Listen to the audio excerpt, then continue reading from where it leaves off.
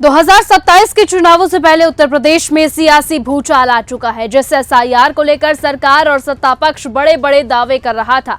आज उसी एसआईआर के आंकड़ों ने योगी सरकार की पूरी कहानी पलट कर रख दी है। चुनाव आयोग ने जैसे ही आधिकारिक आंकड़े जारी किए, वैसे ही 4 करोड़ वोटर गायब होने के दावे की पोल खुलती चली गई। जिन दावों के आधार पर यह कहा जा रहा था कि बीजेपी समर्थक मतदाताओं को साजिश के तहत हटाया गया, वही दावा अब खुद चुनाव आयोग के आंकड़ों के सामने घटता नजर आ रहा है। चुनाव आयोग के अनुसार उत्तर प्रदेश में एसआईआर के बाद करीबन 40 से 41 लाख वोटर बढ़े हैं, जबकि पहले दावा किया गया था कि 4 करोड़ वोटर गायब कर दिए गए हैं। सवाल अब यहाँ पर यह है कि अगर 4 करोड़ वोटर हटाए गए हैं तो फिर अचानक से 40 लाख वोटर कैसे बढ़ गए? क्या आंकड़े झूठे थे या फिर जनता को गुमराह किया जा रहा था? चुनाव आयोग के मुताबिक 1 करोड़ 81 लाख नाम जोड़े गए हैं, 1 करोड़ 41 लाख नाम काटे गए हैं, यानी कुल मिलाकर मतदाता सूची में बढ़ोतरी हुई है, न कि कमी। अब जरा उस डरावने पहलू पर भी नजर डालिए।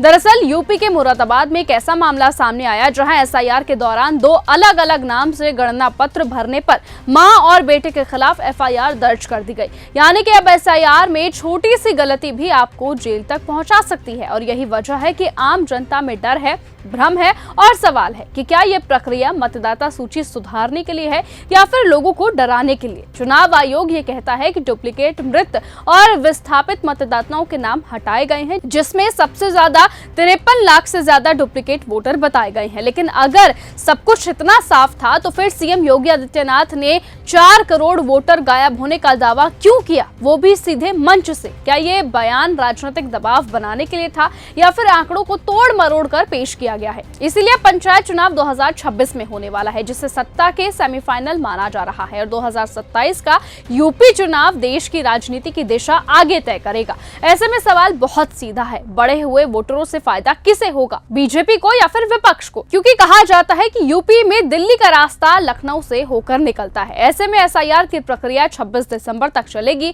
आपत्तियों के बाद अंतिम मतदाता सूची 6 फरवरी 2026 को जारी होगी। यानी कि अभी भी जिन लोगों के नाम कटे हैं उनके पास मौका है। लेकिन अगर सरकार का दावा गलत निकला तो जवाबदेही किसकी होगी, चुनाव आयोग की या फिर योगी सरकार की? इसलिए आज ये साफ हो चुका है कि एसआईआर के आंकड़ों ने सत्ता के बड़े बड़े दावों पर सवालिया निशान खड़े कर दिए हैं। 4 करोड़ वोटर गायब होने का शोर अब 40 लाख वोटर बढ़ने की हकीकत में बदल चुका है। और यही वजह है कि अब यूपी में सिर्फ चुनाव नहीं, आंकड़ों की सियासत और भरोसे की लड़ाई भी शुरू हो चुकी है।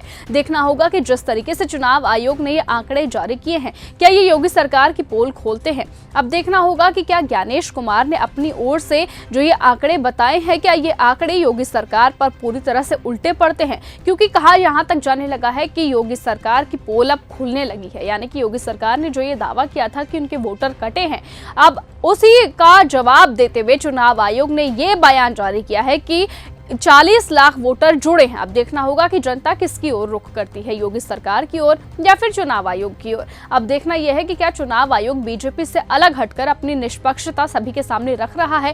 क्या अब जनता पूरी तरह से चुनाव आयोग पर लगाए गए सभी आरोपों को नकार देती है या नहीं, वो आने वाला वक्त बताएगा। फिलहाल आज की इस खबर में सिर्फ इतना ही। देखते रहिए और बने रहिए न्यूज गंगा के साथ। नमस्कार। अगर आपको यह हमारा वीडियो पसंद आया हो तो इसे लाइक और शेयर करना बिल्कुल न भूलें। साथ ही हमारे चैनल न्यूज गंगा को सब्सक्राइब और फॉलो जरूर करें, ताकि देश और दुनिया की हर बड़ी खबर आप तक सबसे पहले पहुंचे।